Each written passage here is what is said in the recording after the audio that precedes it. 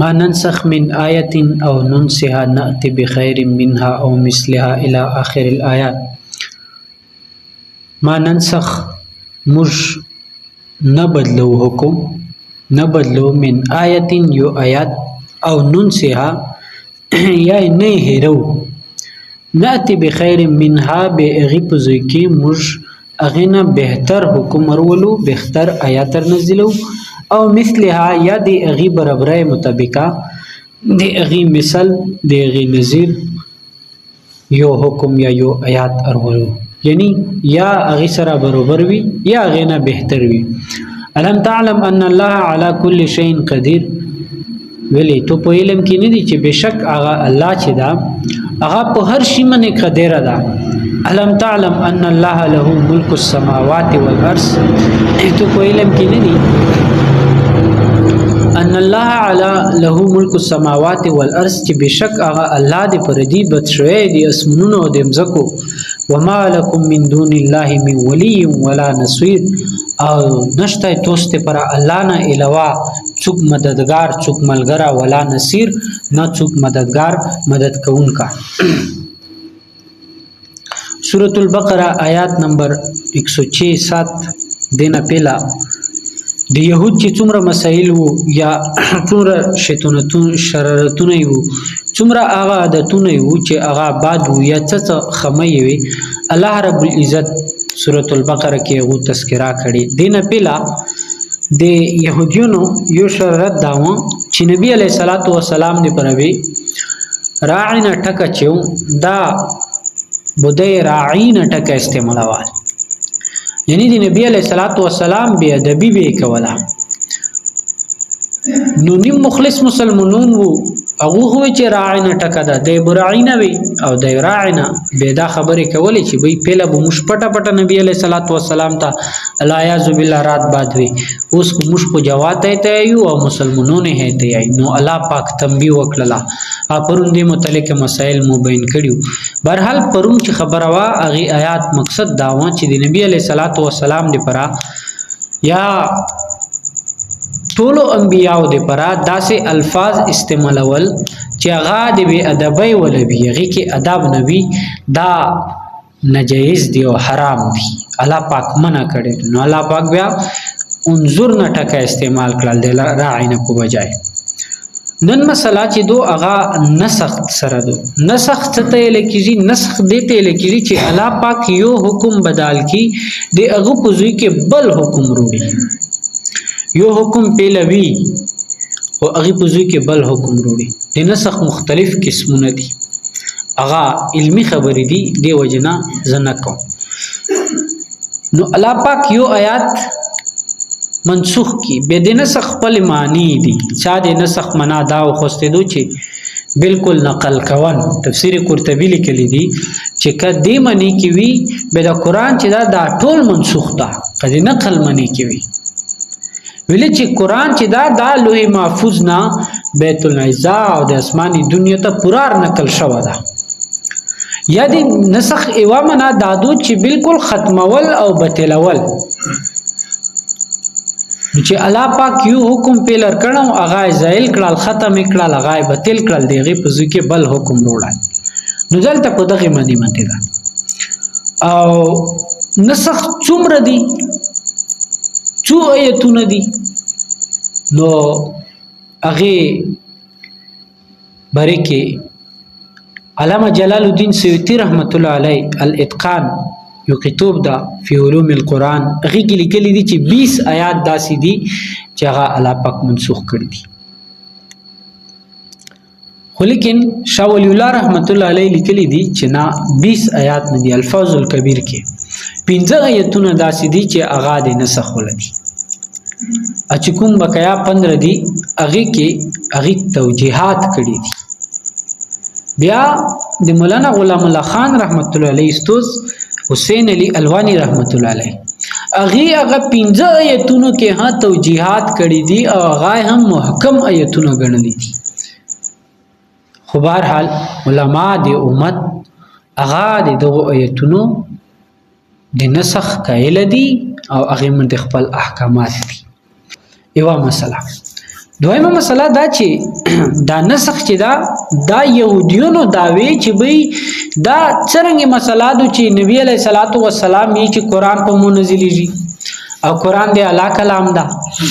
اوس قران چې دی الله کلام دا به چې پهله یو حکم روغ لال نبی علیہ الصلوۃ والسلام بیا غموندا یو مندار سي هغه حکم وی بیا نبی علیہ الصلوۃ والسلام وی چې دا حکم بدل شو نو به دا وی چې دا قران چې دا د الله پاک طرف نه ده دا د محمد خپل یو خبره ده کچری دی الله پاک طرف نه وا بیا بو الله پاک ته خپل نه دی وی خبره حکم وا یو حکم پاته وا بیا غاغي ویل منسوخه وا خو لیکن صلاح دادو چې نسخ چې دا د الله پاک یو سنت ته یو طریقه ده نیم بنیادی عقاید دی توحید دا رسالت دا باز بعد الموت قیامت دا بنیادی عقاید چې څومره دینونو هغه کې دا غاسه بقایا دي او تر شروع نو ونسا ادم علیه السلام نو ونسا نوح علیه السلام نو ونسا تر د نبی علیه السلام رسید دا توحید دا رسالت دا قیامت دا باز بعد الموت جزاء او سزا دا څومره چې بنیادی عقاید دي هغه یو دین دا ولیکن حکم چې بدلیږي هغه فروعي احکامو کې بدلیږي او دا الله پاک طریقه تفسیر قرطبی تفصیل لیکل دا په دې باندې اول خبره چې دا ویلې داسې دي دې حکمت څه ده دې حکمت دا چې د انسانونو نوعیت چې دا د اغي نوعیت اعتبارات چې دي هغه د هر زمانه انسانونو بیل دي لکه د آدم علیه السلام زمانه انسانون چې هغه بیل نوعیت او اعتبارات کیو د نوح علیه السلام ولا بیل وو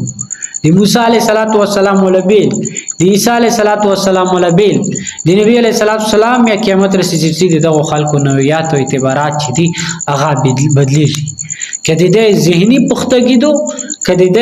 ذهني شعور دا کیا د تمدني ارتقا دو سوشل ایوولوشن تمدنی ارتقا دا بدلیږي د انسانونو نوعیت دی واجه الله پاک د فروعي احکام چې دي دا چې څنګه د تمدنی ارتقا د غي مراحل بدلیږي هغه سي الله پاک غي نوعیت کې احکام چې دي هغه کې هدا نسخ وروست ایوا بل چې آدم علیه السلام وخت کې هدا نسخ و د نوح علیه السلام په ټیم کې هدا نسخ و نو يهوديونو ته دا سبا قران ارکی چې توس چې د کومه خبره یا کوم اعتراض کوي دا توسه اسف فزل دا اسه وا بهانه دو دا اسه وا هیلاد او ایوا زون خو سونه ولا خبره تفسیر قرطبی لیکلی دی چې کله چې الله پاک نوح علیه السلام کشته چې کوم دي سره خلق وو او هغه کشته نه کوس کړل د نوح علیه السلام او د دې اولاد منته الله پاک دا پابندي ولګولا چې د مزکه نه چې څومره شینر خېږي څومره دا بوټي خېږي لکه او صبح دی چړې دی پلکتی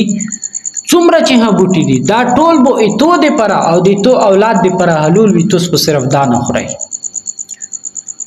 خو لیکن هر هغه دا ټول شي نه بده تاسو ماکل ودا تاسو خورل شي خو تو اولاد د پر